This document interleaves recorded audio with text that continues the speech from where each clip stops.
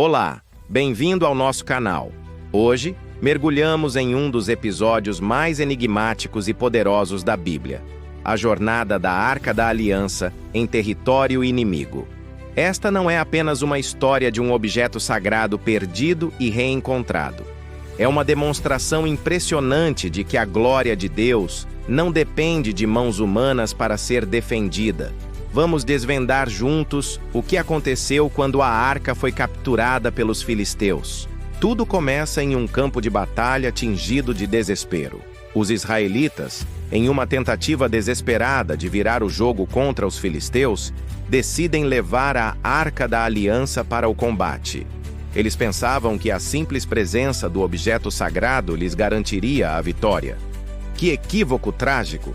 Acreditavam que podiam manipular o poder de Deus como um amuleto da sorte. O resultado? Uma derrota esmagadora. 30.000 homens de Israel caíram, e o impensável aconteceu. A Arca de Deus foi capturada. Imagine o choque, o silêncio que deve ter se seguido aos gritos de guerra. A esperança de Israel, o símbolo da presença de Deus, agora estava nas mãos de seus maiores inimigos. Os filisteus, exultantes, levaram seu troféu de guerra para a cidade de Asdod. E para humilhar ainda mais o Deus de Israel, eles colocaram a arca dentro do templo de seu principal deus, Dagon, como se fosse um prisioneiro de guerra aos pés de seu conquistador. Eles acreditavam ter provado a superioridade de seu ídolo. Mal sabiam eles que estavam prestes a testemunhar uma lição que jamais esqueceriam. Na manhã seguinte, os sacerdotes de Dagon entraram no templo e encontraram uma cena desconcertante.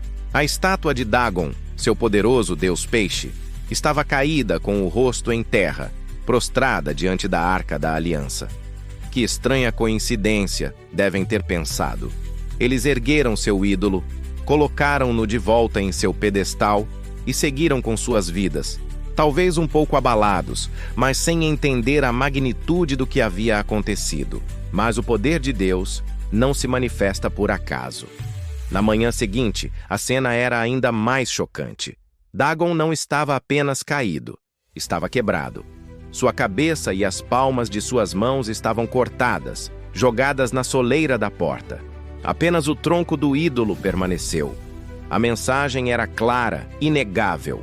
Não havia espaço para dois senhores naquele templo.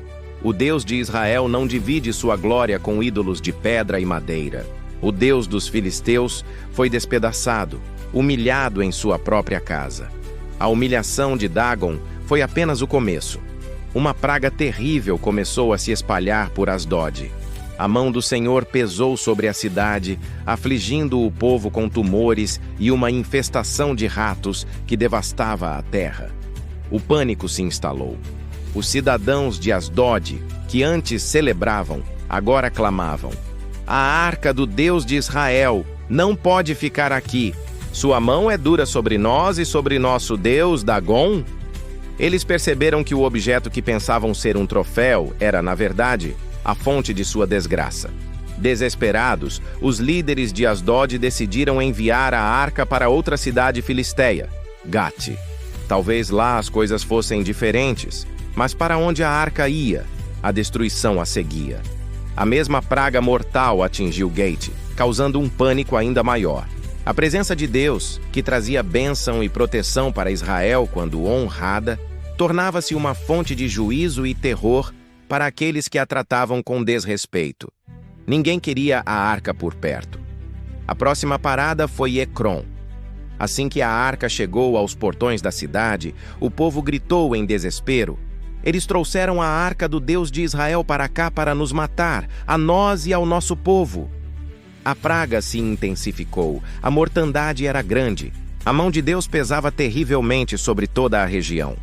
Por 7 meses, a arca peregrinou pelo território filisteu, e por onde passava, deixava um rastro de medo, doença e morte. Finalmente, os líderes filisteus, humilhados e derrotados, convocaram seus sacerdotes e adivinhos. A pergunta era unânime: "O que faremos com a arca do Senhor? Digam-nos como podemos mandá-la de volta ao seu lugar." Eles entenderam que não podiam simplesmente se livrar dela. Precisavam fazer isso da maneira correta para aplacar a ira do Deus que haviam ofendido. Os sacerdotes aconselharam que enviassem uma oferta pela culpa. Eles fabricaram 5 tumores de ouro e 5 ratos de ouro, representando as pragas que sofreram nas 5 cidades filisteias. Era um reconhecimento público de seu pecado e do poder do Deus de Israel. Eles disseram: deem glória ao Deus de Israel. Talvez ele alivie sua mão de sobre vocês, seus deuses, e sua terra. Então, eles prepararam um carro novo, atrelaram 2 vacas que nunca haviam puxado um carro antes e que estavam amamentando seus bezerros. O instinto natural de uma vaca-mãe é sempre voltar para seu filhote. Se elas fossem contra seu instinto e seguissem o caminho para Israel, seria um sinal inequívoco de que tudo aquilo vinha de Deus. E assim foi feito. Colocaram a arca no carro, junto com a oferta de ouro. As vacas, mugindo, seguiram direto pela estrada em direção a Bet-Semes, território israelita, sem se desviar nem para a direita nem para a esquerda. Elas caminharam contra todo o instinto, guiadas por uma força invisível. Os líderes filisteus as seguiram à distância, maravilhados e aterrorizados, testemunhando o milagre.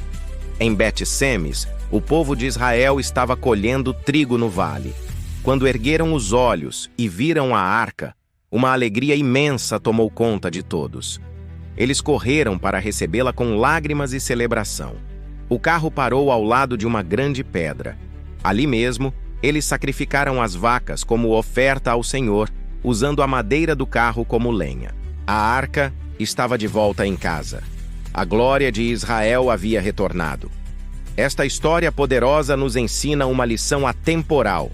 O poder de Deus não precisa de defesa humana. Ele mesmo cuida de sua própria glória. Israel tentou usar a arca como uma arma e falhou. Os filisteus tentaram humilhá-la como um troféu e foram destruídos. No final, a arca voltou não pela força de um exército, mas pela condução milagrosa do próprio Deus. Isso nos lembra que aquilo que é sagrado não se conquista, não se manipula, honra-se. A presença de Deus é um presente que deve ser recebido com reverência, humildade e um coração obediente. Quando tentamos controlar o sagrado para nossos próprios fins, sofremos as consequências. Mas quando o honramos, experimentamos sua bênção e sua glória de maneiras que nunca poderíamos imaginar. Obrigado por nos acompanhar nesta jornada incrível através da história da Arca Perdida. Se você gostou deste vídeo e quer continuar explorando as profundas verdades da Bíblia, não se esqueça de curtir, compartilhar e se inscrever no canal. Ative o sininho para não perder nosso próximo episódio. Até lá, que possamos sempre honrar o que é sagrado.